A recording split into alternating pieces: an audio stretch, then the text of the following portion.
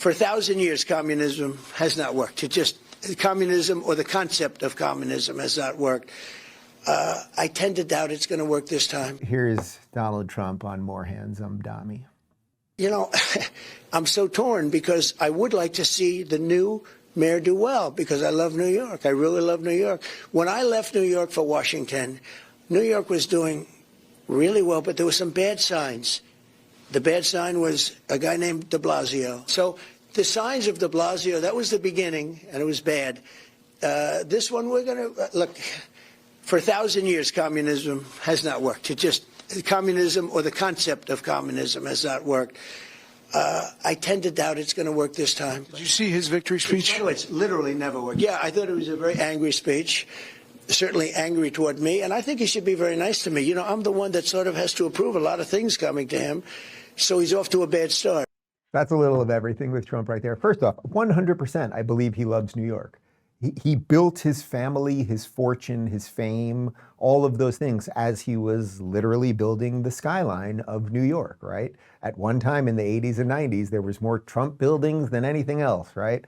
Less now for a series of reasons. But I do believe he loves that city. And I know for sure his kids love that city. And despite everything, as he points out, he doesn't want it to collapse. That's one part. The other part, of course, is that the speech, yes, it was very interesting to watch that acceptance speech because the speech was seriously angry and much more guttural and jihad-like than the soft lens. Smiley, I'm smiling, so, you know, I'm a good guy, even though I'm going to behead all of you people.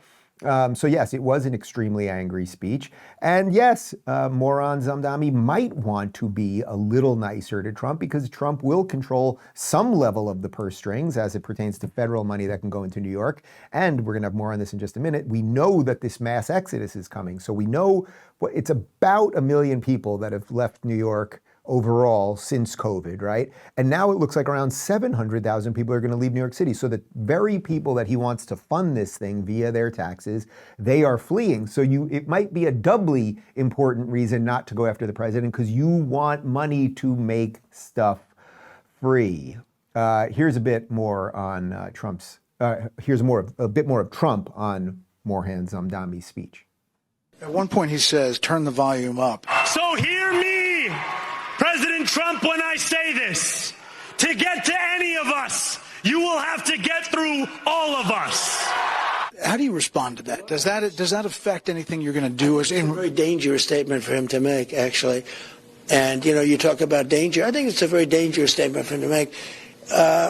He has to be a little bit respectful of Washington because if he's not, he doesn't have a chance of succeeding.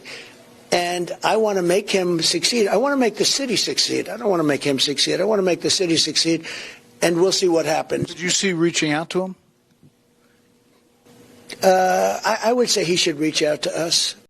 Yeah, I mean, he probably should, but he's going to try to make his entire career and sham of a personality about being the anti-Trump. Also, again, you hear the gutturalness and the anger now in his speeches because masks will slowly come off and all these queers for Palestine will suddenly realize that it was actually a wolf and not a sheep and all of those things.